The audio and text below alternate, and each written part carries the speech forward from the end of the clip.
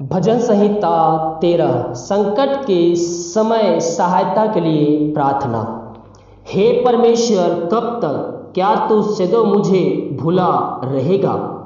तू कब तक अपना मुखड़ा मुझसे छिपाए रहेगा? मैं कब तक अपने मन ही मन में युक्तियाँ करता रहूं और दिन भर अपने हृदय में दुखी रहा करूं? कब तक मेरा शत्रु मुझ पर प्रबल रहेगा? हे मेरे परमेश्वर यहोवा, मेरी ओर ध्यान दे और मुझे उत्तर दे। मेरी आंखों में ज्योति आने दे, नहीं तो मुझे मृत्यु की नींद आ जाएगी।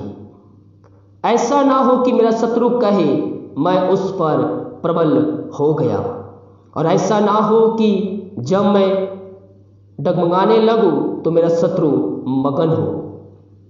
परंतु मैंने तो तेरी करुणा पर भरोसा रखा है। मेरा हृदय तेरे उद्धार से मगन होगा।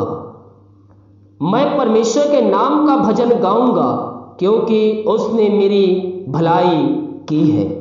भजन संहिता 14। मनुष्य की मूर्खता और दुष्टता। मूर्ख ने अपने मन में कहा है, कोई परमेश्वर है ही नहीं।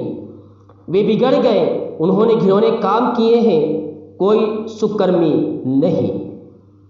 परमेश्वर ने स्वर्ग में से मनुष्यों पर दृष्टि की कि देखे कि कोई बुद्धिमान, कोई परमेश्वर का खोजी है या नहीं। वे सब के सब भटक गए, वे सब भ्रष्ट हो गए, कोई सुकर्मी नहीं, एक भी नहीं। क्या किसी अनर्थकारी को कुछ भी ज्ञान नहीं रहता?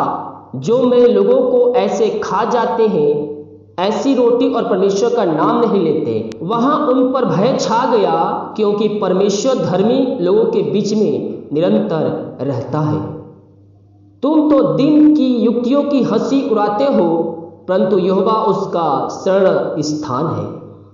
भला होता कि इज़राइल का उद्धार सियोन में प्रकट होता।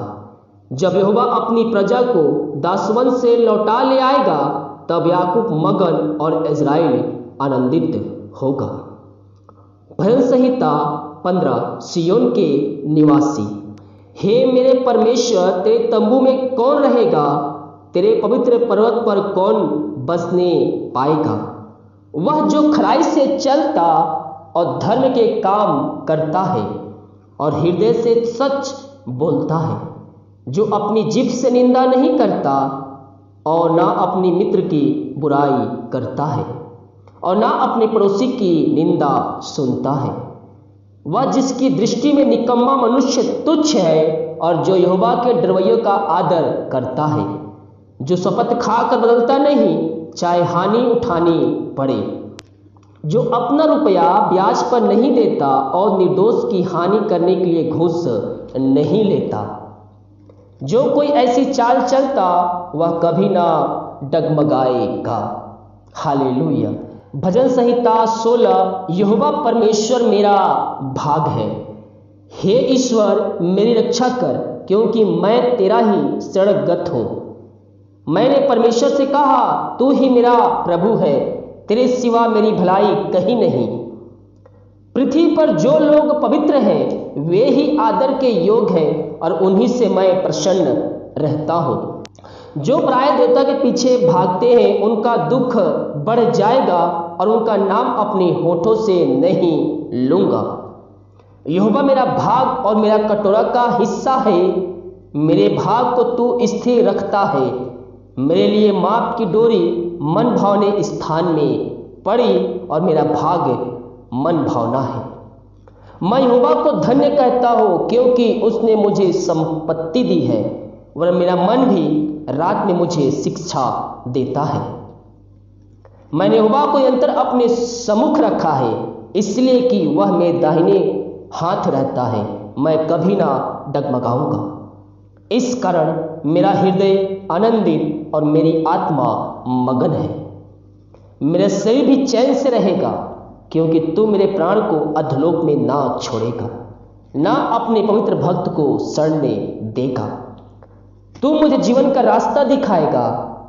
तेरे निकट आनंद की भरपूरी है, तेरे दाहिने हाथ में सुख सर्वदा बना रहता है। हालेलुया। मेरे प्रियो, ये वचन हमसे बातें करता है। ये वचन हमें एक आशीष भरा जीवन देता है। हम प्रभु से प्रार्थना करें, प्रभु जैसा तेरा वचन कहा है हम उन वचनों पे चल सकें। हालेलुया। इन वचनों की तरह प्रभु हम सबको आशीष प्रदान करें। इस वचन को सभी जगह शेयर कीजिए ताकि और भाई बहन लोग इन वचनों की तरह आशीष को प्राप्त कर सकें। God bless you. सबको जय मसीह की आमीन।